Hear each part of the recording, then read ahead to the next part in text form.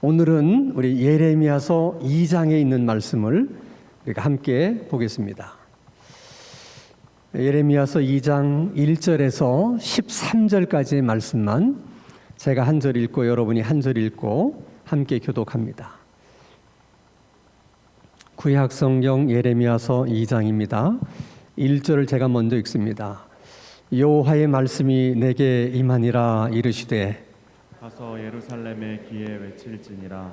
여호와께서 이와 같이 말씀하시기를 내가 너를 위하여 내 청년의 때의 인애와 내 신혼 때의 사랑을 기억하노니 곧 씨 뿌리지 못하는 땅 그 광야에서 나를 따랐음이니라. 이스라엘은 여호와를 위한 성물 곧 그의 소산 중 첫 열매이니 그를 삼키는 자면 모두 벌을 받아 재앙이 그들에게 닥치리라. 여호와의 말씀이니라. 야곱의 집과 이스라엘의 집 모든 족속들아 여호와의 말씀을 들으라.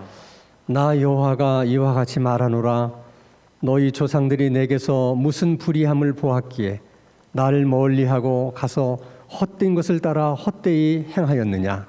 그들이 우리를 애굽 땅에서 인도하여 내시고 광야 곧 사막과 구덩이 땅 건조하고 사망의 그늘진 땅 사람이 그곳으로 다니지 아니하고 그곳에 사람이 거주하지 아니하는 땅을 우리가 통과하게 하시던 여호와께서 어디 계시냐 하고 말하지 아니하였도다. 내가 너희를 기름진 땅에 인도하여 그것의 열매와 그것의 아름다운 것을 먹게 하였거늘 너희가 이리로 들어와서는 내 땅을 더럽히고 내 기업을 엿고온 것으로 만들었으며 제사장들은 여호와께서 어디 계시냐 말하지 아니하였으며 율법을 다루는 자들은 나를 알지 못하며 관리들도 나에게 반역하며 선지자들은 바알의 이름으로 예언하고 무익한 것들을 따랐느니라. 그러므로 내가 다시 싸우고 너희 자손들과도 싸우리라. 여호와의 말씀이니라. 너희는 기띔 섬들에 건너가 보며 게달에도 사람을 보내 이 같은 일이 있었는지를 자세히 살펴보라. 어느 나라가 그들의 신들을 신 아닌 것과 바꾼 일이 있느냐. 그러나 나의 백성은 그의 영광을 무익한 것과 바꾸었도다. 너 하늘아 이 일로 말미암아 놀랄지어다. 심히 떨지어다. 두려워할지어다.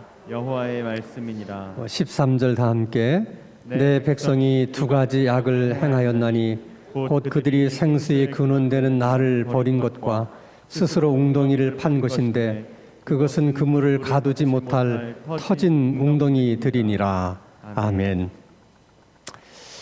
예레미야서 2장 1절에서 13절까지의 내용을 오늘 우리 식으로 스토리를 만든다면 이런 이야기입니다. 갓 결혼한 신랑 신부가 한동안 참 행복하게 잘 살았는데 어느 날 신부가 바람이 났어요.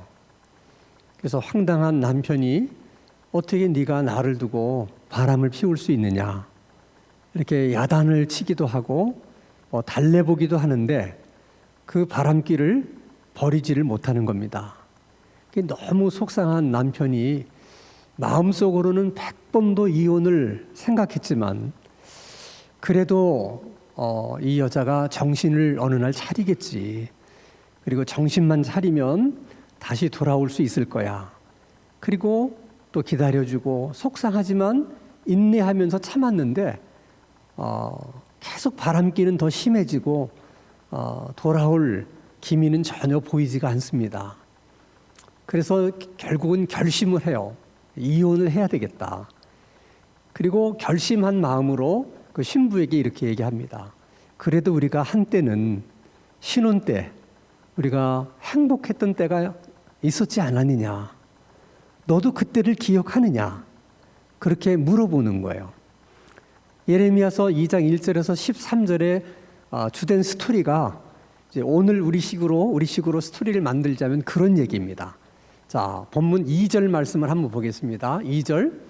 자, 가서 예루살렘의 귀에 외칠지니라. 여호와께서 이와 같이 말씀하시기를 내가 너를 위하여 내 청년의 때의 인애와 내 신혼의 때의 사랑을 기억하노니 곧 씨 뿌리지 못하는 땅 그 광야에서 나를 따랐음이니라. 지금 하나님은 이스라엘 백성들과 시내산에서 언약을 맺는데 그것을 결혼이라고 생각하시는 거예요. 그리고 광야를 40년 동안 하나님의 불기둥과 구름기둥과 함께 이동하잖아요. 그 시절을 하나님은 이스라엘 백성들과의 신혼 기간으로 하나님이 지금 그렇게 말씀하고 있는 것입니다.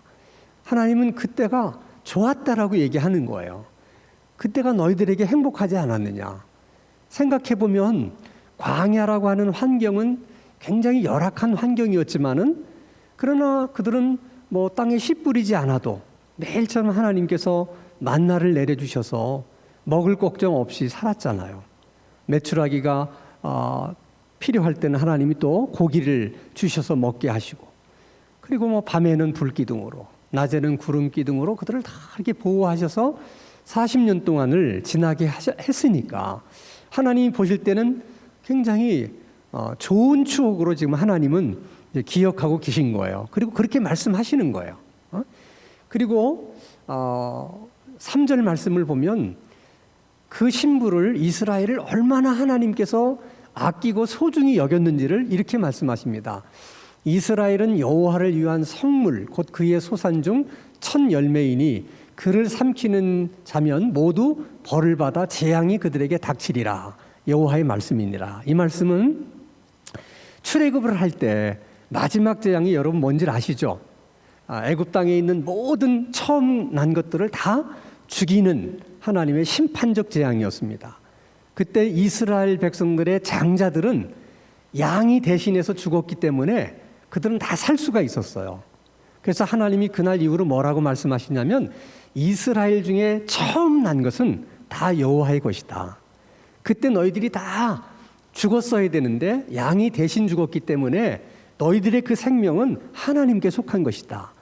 그래서 처음 난 것을 손대게 되면 하나님의 재앙이 임한 거예요.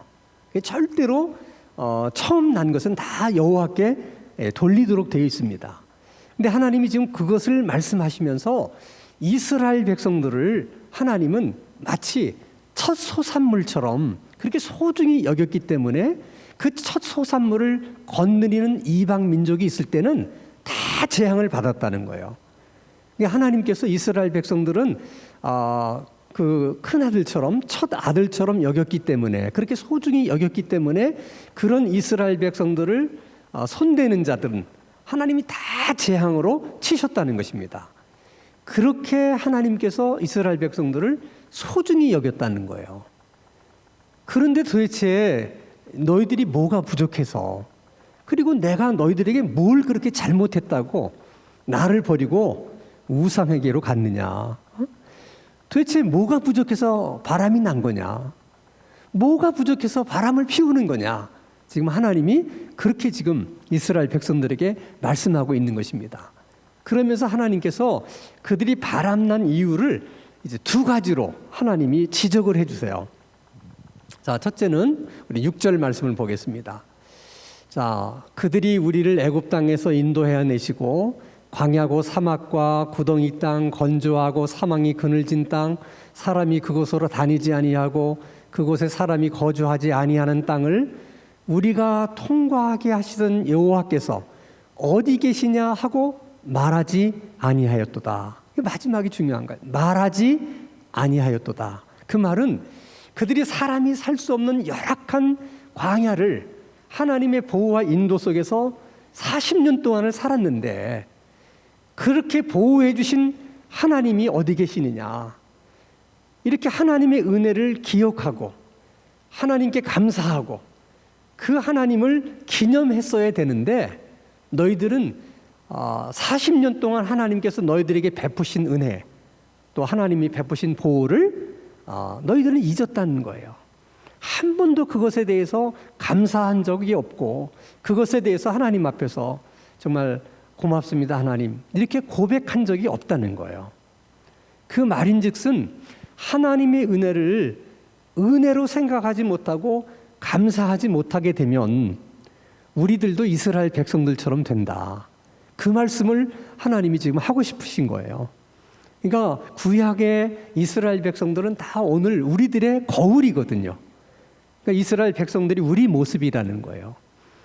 그러니까 하나님이 그것을 그렇게 원하시는 거예요. 하나님이 우리들에게 베푸신 은혜 기억해 주기를 바라고, 하나님이 우리에게 베풀어 주신 은혜 감사하기를 바라는 거예요.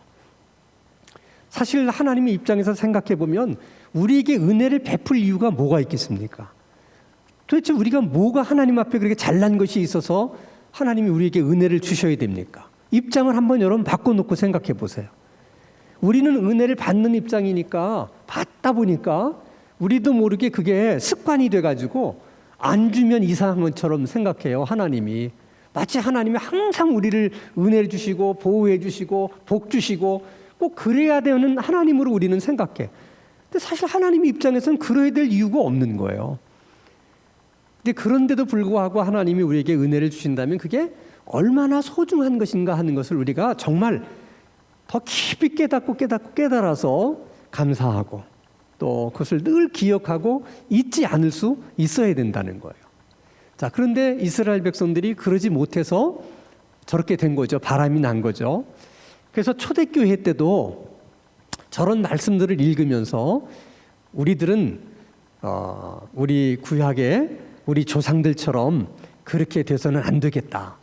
그래서 초대교회가 성도들에게 하나님의 은혜나 이런 것을 기억하기 쉽도록 잊어버리지 않도록 하기 위해서 많은 성상이라든지 성물이라든지 이런 그림 같은 것들을 많이 만들었어요. 왜냐하면 사람이 보이지 않는 것을 기억한다는 것, 이게 너무 어려운 거거든요. 게다가 초대교회 초기에는 글을 모르는 사람들이 너무 많은 거예요. 이방인들에게 전도할 때는 더 그랬어요. 항상 전도는 이렇게 미천한 계급부터 복음을 받아들였거든요. 그들은 글을 모르니까 이게 성경을 가르쳐야 되는데 글을 모르니까 어떻게 가르칠 수가 있겠습니까? 그래서 성경의 내용들을 그림으로 다 그린 거예요. 내용을. 그래서 이제 그림을 보면 이게 무슨 내용이구나 이렇게 알 수 있도록. 그래서 로마 카톨릭에서도 그랬고 동방 정교회도 지금도 가면 교회 안에 이런 성상들이 굉장히 많아요. 이런 것들이. 근데 문제는 그것이 다 시작은 이제 성도들에게 신앙적으로 이렇게 잘 가르치고 지도하고 신앙에 유익을 주기 위해서 한 것인데, 사람들이 이렇게 심성이 다 타락한 마음을 갖고 있기 때문에 그렇게 본래 의도대로 하지 못하고 이 성상을 숭배하는 거예요. 그 성상 자체를 섬기는 거야. 이게 참 큰 문제거든요. 근데 그것은 초대교회 성도들만 그런 것이 아니라 성경에 봐도 이스라엘 백성들이 늘 그랬거든요. 예를 들면 이제 이스라엘 백성들이 이제 에돔길로 이렇게 통과해서 가면 바로 가나안 땅인데 에돔의 왕이 그걸 원치 않기 때문에 우회를 해서 돌아갔어요. 그러지 않아도 이제 광야를 너무 오랜 동안 걷다 보니까 이제 지친 이스라엘 백성들이 우리가 금방 들어갈 수 있는 길을 놔두고 또 돌아가는 것에 대해서 불평하기 시작해요. 근데 사람 참 이상한 거예요. 사실은 그것 때문에 불평이 시작됐는데 불평을 막 하다 보니까 뭐까지 불평하게 되냐면 매일 하나님이 주시는 만나까지도 불평하는 거예요.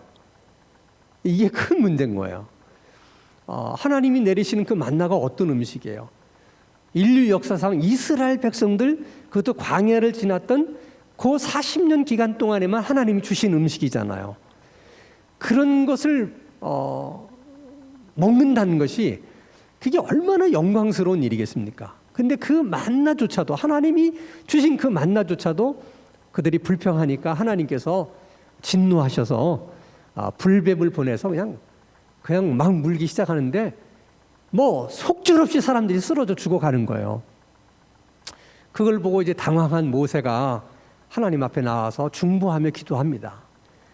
지금까지 잘 여기까지 데려왔는데 여기서 다 죽어버리면 어떻게 되겠어요?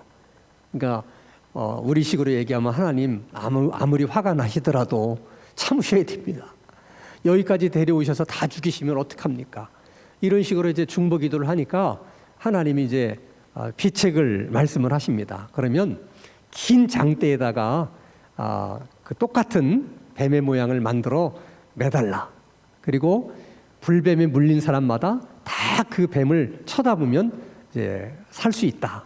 그래서 급히 모세가 그 불뱀 모양과 똑같은 뱀을 동으로 구리로 만들어서 장대 위에 매달고 불뱀에 물린 자들은 다 그걸 쳐다보라. 쳐다보는 자마다 다 낫는 거예요. 얼마나 신기해요. 금방 죽어가던 사람이 아무 조치를 취한 것도 없잖아. 뭐 약을 바른 것도 없고 그냥 장대에 달린 노뱀만 쳐다봤는데 이게 다 나아버리는 거예요. 하나님은 앞으로 이제 메시아가 와서 예수님이 이제 십자가에 달려 돌아가실 것을 예상하시고 이제 그렇게 하신 거죠. 근데 이제 놀라운 사실은 세월이 이렇게 지나면서 사람들이 그 노뱀을 숭상하는 거예요. 노뱀을 만든 그곳에 가서 분향하고 그것을 믿음의 대상으로 삼는 거예요. 얼마나 여러분 영적으로 이렇게 무디고 우매하면 그러겠어요. 근데 그런 일이 한 번만 있었던 게 아니에요. 사사시대에는 기드온이 나중에 이제 하나님께서 기드온을 통해서 다 이제 이스라엘 땅에 평화를 주니까 감사한 의미에서 제사장이 입는 옷 가운데 에봇이라고 하는 것이 있는데 그것을 금으로 만들어 가지고 기념하려고 자기 집에다 뒀더니 백성들이 그것을 음란히 숭배했다. 이렇게 얘기를 하는 거예요. 사람이 좋은 뜻으로 시작했는데도 이렇게 사람이 부패해서 이게 잘 못하는 거죠. 그래서 이제 종교개혁이 일어나면서 개신교는 안 되겠다. 이런 이렇게 숭상 이렇게 사람들이 좋은 뜻으로 했는데 성물들을 자꾸 숭배하고 이러니까 이거 다 없애버려야 된다.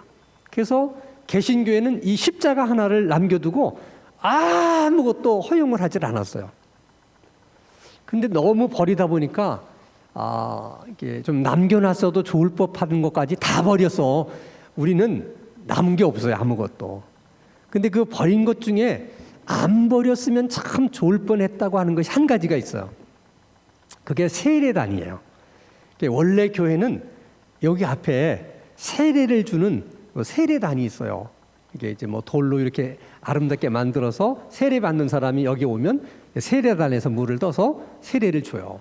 그러니까 세례 받은 사람들은 항상 교회에 오면 이 세례단을 보면서 자기가 언제 세례를 받았는지를 기억하는 거죠. 그리고 이 세례단을 보면서 내가 세례 받을 때 하나님 앞에 약속한 것이 무엇이고 서약한 것이 무엇이지 하는 것을 떠올리는 거예요. 그런 의미에서는 신앙적으로 굉장히 유익한 거잖아요. 근데 버리다 보니까 이런 것까지도 다 버려가지고 없어요, 개신교회는. 그래서 이제 개신교교회 목사님 가운데도 우리가 다 버릴 게 아니라 오늘 우리들에게 유익한 거는 우리가 좀 사용할 수도 있지 않느냐. 그래서 개신교 교회 가운데도 간혹 가다가 이 교회 안에 세례단이 있는 교회들도 있습니다. 어쨌든 그 사람들이 마음이 부패해서 처음에 이렇게 좋은 뜻으로 하지만 눈에 보이질 않으면 잘 믿기가 어렵고 기억하기가 어렵기 때문에 그렇게 됐지만 또 이것이 도중에 변질이 되는 그런 위험성 때문에 이제 그렇게 하지를 못한다는 것이죠. 그것은 여러분 오늘도 제가 이렇게 십자가를 이렇게 하고 다니는데 이거는 저에겐 저 나름대로 이제 의미가 있는 거예요. 늘 이걸 생각하는 뭐가 있기 때문에 이렇게 하는데 이제 이걸 또 잘못하면 이걸 또 정말 미신적으로 생각하게 되면 이 십자가가 나를 무슨 교통사고로부터 지켜준다든지 나를 또 무슨 뭐 여러 가지 위험한 상황에서 요게 지켜준다 이렇게 믿으면 돼요, 안 돼요? 이게 안 되는 거죠. 그거는 하나님이 보이지는 않지만은 보이지 않는 하나님이 그렇게 지켜준다고 생각해야지 이 눈에 보이는 요 십자가가 나를 지켜준다 이렇게 생각하면 이게 이제 변질된 믿음이 되는 거죠. 그런 위험성이 있다는 거예요, 우리들에게. 그래서 그 부분에 대해서 이제 조심해야 되는 거죠. 자, 하나님이 이스라엘 백성들이 왜 바람이 났는지 첫 번째 지적했어요. 감사할 것을 그들이 감사하지 못하고 하나님의 은혜를 기억해야 되는데 기억하지 못했기 때문에 그들이 바람이 났다. 두 번째 이제 하나님이 지적하시는 건 8절이에요. 자, 제사장들은 여호와께서 어디 계시냐 말하지 아니하였으며 또 율법을 다루는 자들은 나를 알지 못하며 관리들도 나에게 반역했다. 제사장, 율법을 다루는 율법학자, 그다음에 관리들, 이게 다 이스라엘 백성들의 지도자들이잖아요. 그러니까 하나님이 그들을 책망하는 거예요. 일반 백성들은 잘 몰라서 바람이 나서 그렇게 그냥 하더라도 너희들이 나서서 그렇게 하지 못하도록 했어야지. 백성의 지도자로 내가 너희들을 세웠는데 너희들조차 그렇게 하면 어떻게 하겠느냐 하고 지도자들을 책망하면서 그 책임이 지도자들에게 있다. 백성의 지도자들에게 있다. 그렇게 말씀하시는 거예요. 그러니까 하나님이 심판을 하시면 어디서부터 심판하실 것 같아요? 네? 이 지도자부터 심판하시는 거예요. 그러니까 세상을 심판할 때도 하나님이 교회로부터 심판이 시작이 돼요. 그러니까 우리들이 크리스찬들이 자기 역할을 해야 될 걸 잘 하지 못한 것으로부터 심판이 시작되는 거예요. 그럼 교회로부터 심판이 시작될 때는 누구로부터? 목사님으로부터 심판이 시작이 되는 거죠.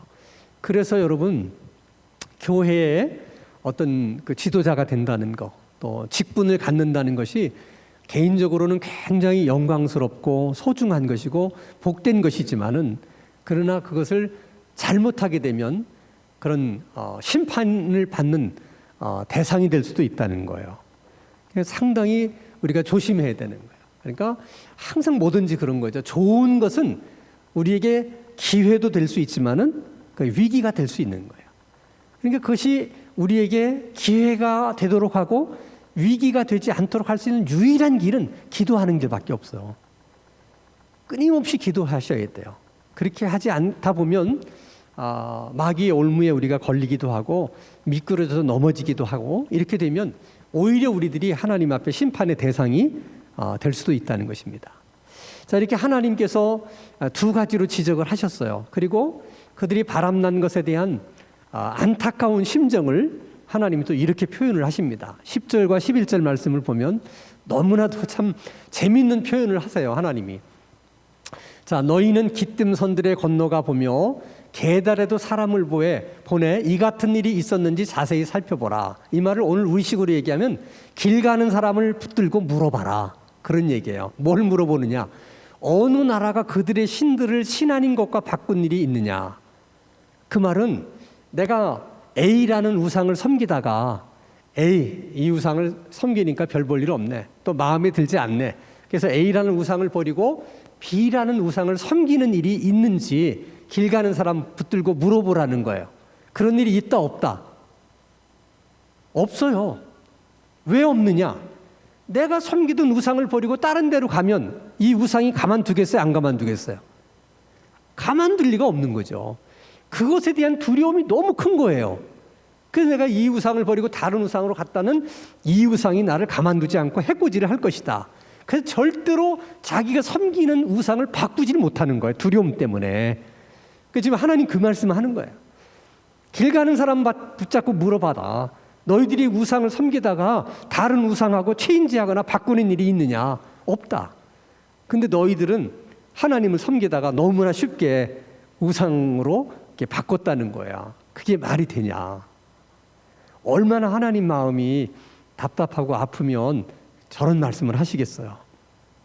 그러면서 그 바람난 이스라엘 백성들의 죄를 하나님이 두 가지로 딱 요약해서 얘기를 합니다.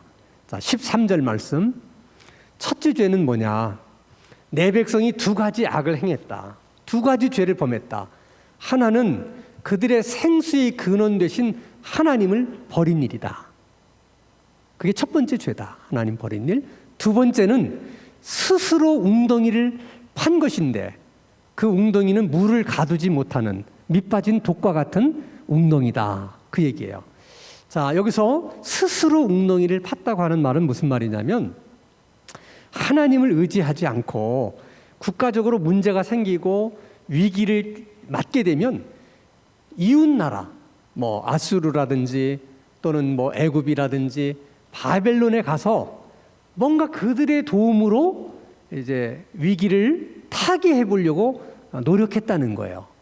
근데 사실은 그러면 하나님은 그런 노력 자체가 잘못됐다고 말씀하시는 거냐? 그렇진 않아요.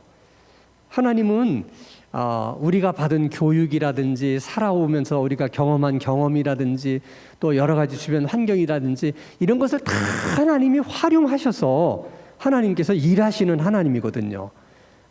우리가 생각하는 것처럼 하나님이 믿음으로만 뭘 한다 그래가지고 그런 걸 무시하시는 하나님이 아니세요. 그러니까 예를 들어서 우리가 병들었을 때도 하나님은 물론 능력이 많으신 분이니까 그냥 하나님의 능력으로도 치료해 주실 수도 있어요. 또 그런 경우도 많이 있어요, 사실은. 그러나 언제나 그렇게 하는 것이 아니라 때로는 뭐 의사를 통해서 또는 또 약을 통해서 이런 것들을 다 하나님이 활용하셔서 우리들을 고치시기도 하시거든요.